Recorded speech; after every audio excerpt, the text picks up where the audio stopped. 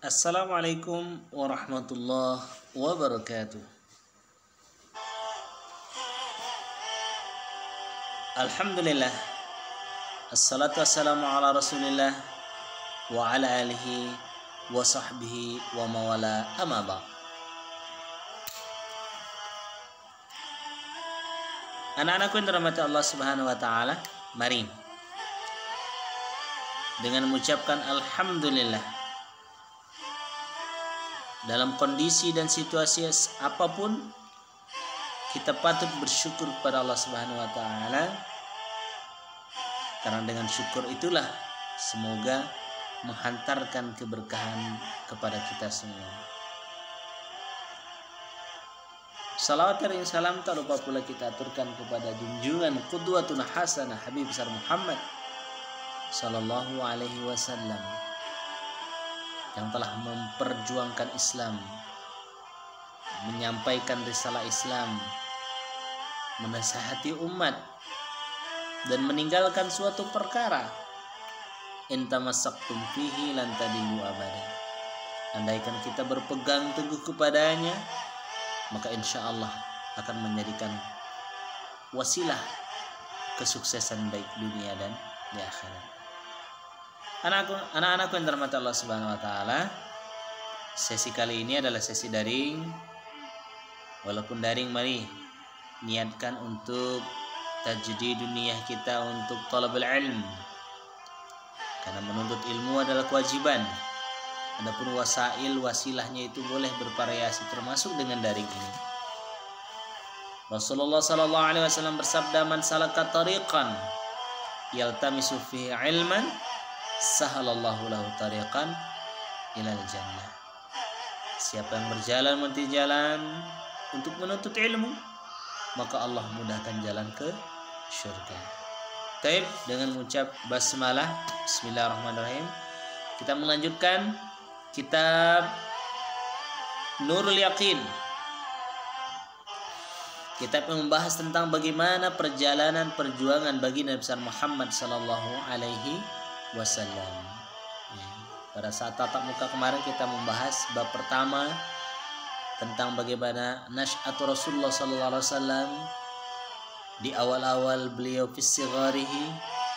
Nah, sekarang kita melanjutkan daurus tsani, pelajaran yang sesi kedua, min hayati Rasulullah sallallahu alaihi wasallam, dari kehidupan Rasulullah sallallahu alaihi wasallam, min umrihi arba'ina sanah, di umur beliau ketika di 40. Tema kali ini kita akan membahas tentang bada'a nuzulul wahyi. Perhatikan, lamma balagha arba'ina min umrihi. Lamma, ketika balagha arba'ina, sampailah umur beliau arba'in, 40, min umrihi, dari umurnya, ba'asallahu basyirau wa nazira, maka Allah angkat beliau Rasulullah sallallahu alaihi wasallam sebagai basyir, sebagai pemberi kabar gembira. Wa basyiris sabirin, berikanlah kabar orang-orang yang sabar. Memberi kabar gembira tentang apa? Semua kebaikan yang dilakukan oleh manusia. Memberikan kabar gembira bagi orang-orang yang semangat menuntut ilmu. Memberikan kabar gembira bagi orang-orang yang semangat menghafal Quran. Iqra'ul Quran fa innahu ya'ti yaumal qiyamah syafi'an li ashabi. Bacalah Al-Quran, karena sesungguhnya di hari kiamat akan memberikan syafaat bagi yang membacanya. Kabar gembira. Al-mahiru bil Quran ma'asafaratin kiramin bararah. Orang yang mahir, yang pandai dengan Al-Quran akan dikumpulkan bersama malaikat yang taat. Ini kabar gembira. Basyira. Allah Subhanahu wa taala mengutus Rasulullah sallallahu alaihi wasallam sebagai pemberi kabar gembira dengan amalan-amalan yang banyak. Faman ya'mal misqala dzarratin khairan yara Wa may ya'mal mithqala dzarratin syarran yara. Siapa yang banyak melakukan kebaikan, maka dia akan diberikan ganjaran pahala tersebut. Siapa yang melakukan keburukan pun sama. Wa nadhira, begitu juga memberikan peringatan kepada manusia, kepada umat, dan kepada kita semua tentang azab pedih, tentang hukuman orang-orang yang melalaikan ibadah dan seterusnya. Wada'iyan ilal haqqi, dan beliau juga diutus sebagai da'i, sebagai mengajak, menyeru kepada kebenaran, ilal haqqi biiznihi wa sirajan munira, dengan izin Allah Subhanahu wa taala sebagai bentuk cahaya yang terang. Zalikal kitabu la raiba fihi hudan lil muttaqin. Itulah kitab Al-Qur'an yang tidak ada keraguannya sebagai petunjuk bagi manusia. Anak-anakku yang dirahmati yang dimuliakan Allah Subhanahu wa taala, maka poin pertama ini adalah bagaimana ketika diturunkan wahyu pada saat umur beliau 40 tahun, fungsi dari turunkan wahyu itu adalah sebagai memberikan kabar gembira, memberikan peringatan bagi orang-orang lalai, dan sebagai menyeru kepada kebenaran bagaikan sirajan munira, seperti cahaya yang terang benderang. Anak-anak yang dirahmati Allah Subhanahu wa taala, bada nuzul wahyu, pertama turun wahyu. Waqad budi al wahyu bi ru'yah shadiqah. Bagaimana macam-macam proses turunnya wahyu itu? Bentuk turunnya wahyu itu seperti apa sih? Gitu. Maka salah satu dari dalam kitab ini disebutkan ru'yah shadiqah. Turunnya wahyu itu dengan wasilah mimpi yang benar. Fakana la yara syai'an fi naumihi illa tahaqqaqa fi yaqzihi. Jadi mimpinya itu pada saat tidurnya Rasulullah SAW seolah-olah nampak pada saat yaqzihi, pada saat bangunnya. Jadi mimpi para nabi itu adalah wahyu dari Allah Subhanahu wa taala. Ini salah satunya itu. Bada'a budi al-biru'ya shadiqah, mimpi yang benar. Di dalam kitab lain disebutkan juga mislu silsilatil jaras, seperti lonceng yang membuat telinga baginda Rasulullah SAW itu kesakitan. Di riwayat lain juga seperti bahwa malaikat Jibril alaihissalam menampakkan dirinya ya, dengan wajah bentuk aslinya, mendekap beliau sallallahu alaihi wasallam sampai menggigil, dan beliau sangat ketakutan ketika itu. Maka anak-anakku yang dirahmati Allah Subhanahu wa taala, apa sih hikmah yang bisa kita ambil di sini? Bahwa proses turunnya wahyu dengan tadarruj, bertahap, itu merupakan proses yang panjang. Adapun kalian, kita semua berusaha untuk berinteraksi dengan Al-Quran adalah hasil dari proses perjuangan Rasulullah Sallallahu Alaihi Wasallam. Poin yang ketiga,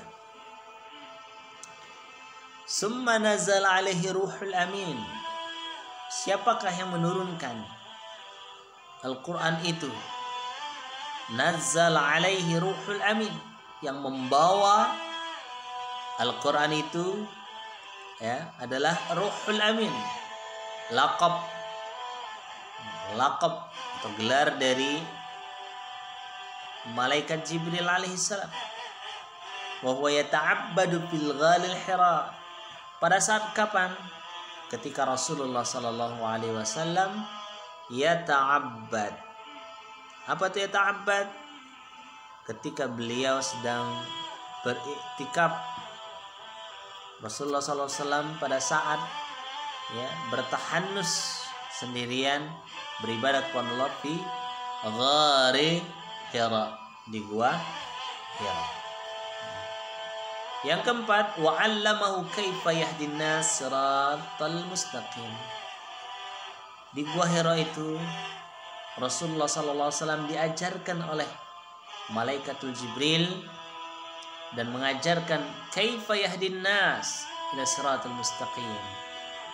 Mengajak, memberikan hidayah bagi manusia ke jalan yang lurus.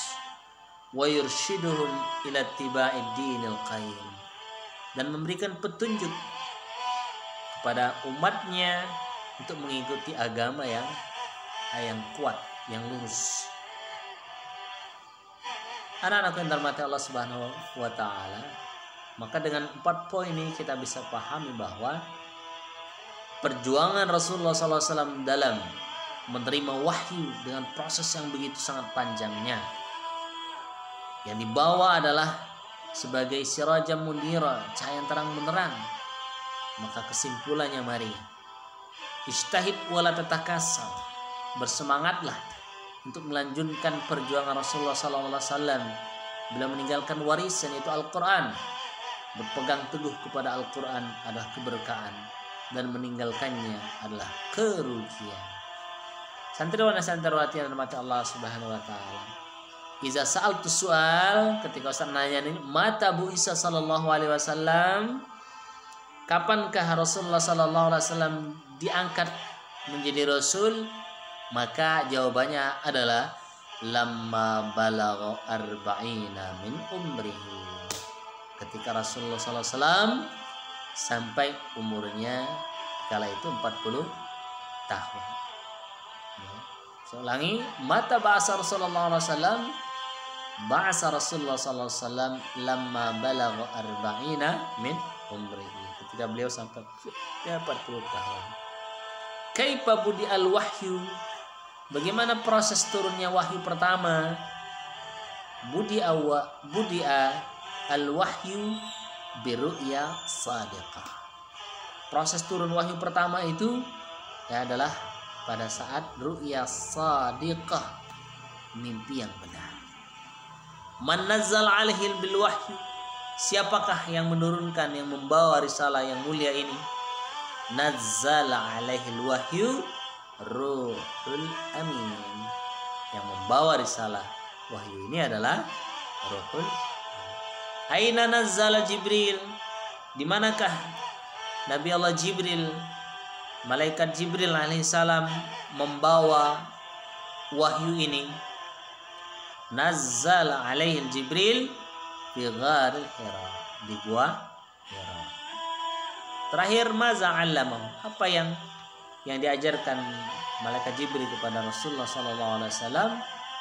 'Allamahu kaifa yahdin nas siratal mustaqim wa yurshiduhum ittiba'ud dinil qayyim. Yang diajarkan oleh malaikat Jibril kepada Rasulullah SAW adalah bagaimana cara untuk memberikan hidayah kepada manusia untuk jalan yang lurus, dan memberikan peringatan kepada mereka untuk mengikuti agama yang benar. Assalamualaikum warahmatullahi wabarakatuh.